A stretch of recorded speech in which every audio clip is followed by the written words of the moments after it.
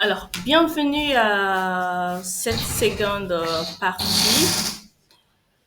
Comme nous l'avons énoncé au premier niveau, voilà, on a essayé de donner les d'abord la définition de la restauration. Nous avons donné les différents types de repas. Nous avons parlé aussi des différentes formules de restauration. Nous avons également parlé de l'importance d'implanter un service de restauration au sein de son établissement hôtelier. Alors, à cette seconde partie-là, on va essayer de parler maintenant du personnel de la restauration. Il faut comprendre que le personnel de la restauration ne se limite pas seulement aux plongeurs, il se limite pas seulement au directeur de l'hôtel, il se limite pas seulement au chef de cuisine ou au commis de la salle qui est là, non. Le personnel de la restauration est l'ensemble de la brigade du restaurant. Alors, cette brigade-là constitue l'ensemble du personnel exécutif et opérationnel de la salle. Et chaque membre de la brigade a une fonction très précise à remplir et une place dans la hiérarchie de l'entreprise. Sa composition peut dépendre du type et la catégorie de restaurant. Et maintenant, voyons voir comment est décrit les différentes fonctions d'un restaurant. Il faut savoir que la brigade est composée d'abord du directeur de restaurant, qui est le premier responsable de restaurant, du premier maître d'hôtel, du maître d'hôtel, du chef de rang, du commis de rang, du commis débarrasseur, du chef sommelier, le commis sommelier, le chef barman, ok, du barman, du commis barman et aussi du trancheur. Alors, tous ces personnels-là au sein de restaurants doivent avoir chacun des habilités et des comportements nécessaires liés à l'exercice du métier. Et ça va être les qualités que doit avoir un personnel hôtelier en général, mais le personnel de la salle en particulier. Alors, ces qualités-là sont au nombre de quatre. Nous avons d'abord les qualités physiques, les qualités civiques et morales, les qualités intellectuelles et les qualités professionnelles. Alors, ça, c'était un peu les qualités et aptitudes liées à l'exercice du métier de l'hôtellerie en général, mais aussi de la restauration en particulier.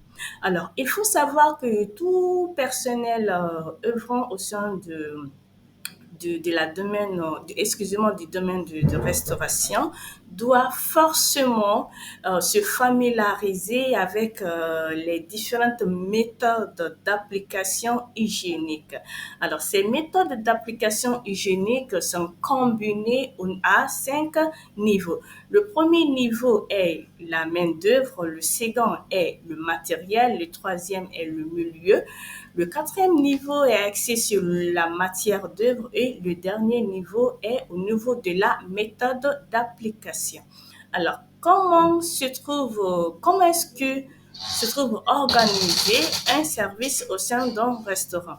Il faut d'abord comprendre que l'organisation du service de la restauration se passe au niveau de 2 phases, c'est-à-dire la première phase se situe avec la construction des rangs dans un restaurant.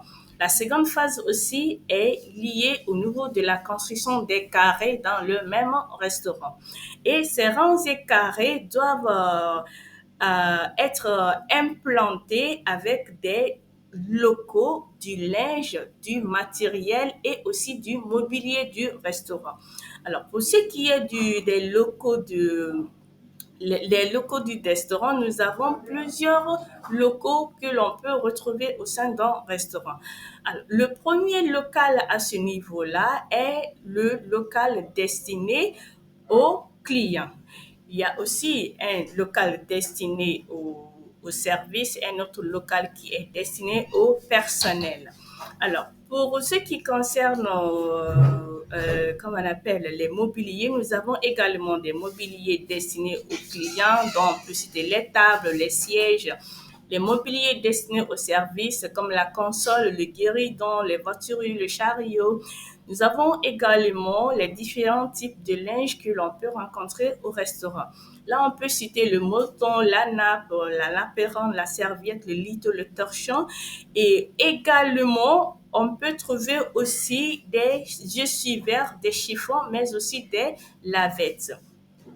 Alors, maintenant, quels sont les matériels indispensables que l'on peut retrouver au sein d'un restaurant? D'abord, nous avons le matériel de table qui est composé de vaisselle, de couverts, de couverts spécifiques, de verres et des accessoires de table. Nous avons également le matériel de service qui est composé de matériel de distribution, donc le plateau, la cloche. Nous avons aussi le matériel de service des mets, également les matériels de service des vins, les services des boissons chaudes, le matériel de tranche et le matériel du personnel. Alors, tous ces différents matériels-là utilisés au sein d'un restaurant ont pour objectif de mettre en place une meilleure démarche qualité, non seulement au niveau du service auprès des clients, mais aussi au sein de l'organisation interne de l'hôtel. Alors, pour ce faire, il y a un label qui est autorisé pour l'utilisation, d'accord, pour une meilleure utilisation ou une meilleure mise en place des conditions d'obtention de ces différents labels. On peut parler alors des labels écologiques qui a un rapport avec tout ce qui est la protection de l'environnement. On peut parler du label handicap, comme nous l'avons énuméré dans notre présentation, qui est aussi en rapport avec tout ce qui va dans le respect des conditions d'accueil et de prise en charge des personnes handicapées. C'était tout pour cette deuxième partie. Merci de l'avoir suivi et on se retrouve plus tard pour une conclusion.